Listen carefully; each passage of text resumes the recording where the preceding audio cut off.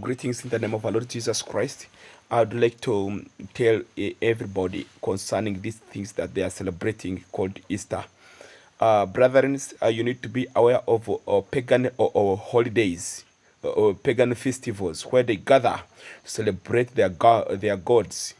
For we are not part of them. We are not part of them. We cannot join them in celebrating these things, evil things, those gods. The Lord is jealousy upon those people who worship other gods. And if you join them to celebrate their gods, then you will end up in destruction with them.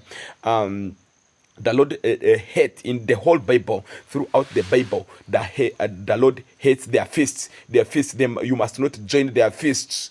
Hallelujah. And in this Easter, they celebrate the goddess of fertility, or of fertility, the goddess of fertility. And if we read in the book of Isaiah, in Jeremiah 44, verse 16, we shall find that goddess, the goddess, they use it to worship him, and they use it to prepare for him cakes and do all things in giving her honor.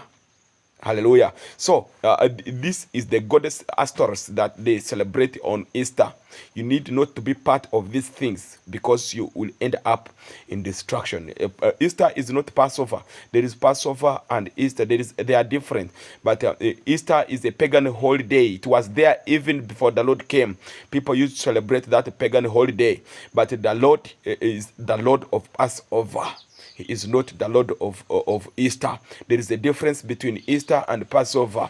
Those who celebrate Passover celebrate it yearly, but they celebrate it even monthly. You can celebrate the Passover even monthly. Hallelujah. Praise the Lord. So don't join the public. Don't join the wide way to hell. Is celebrating pagan holidays called Easter.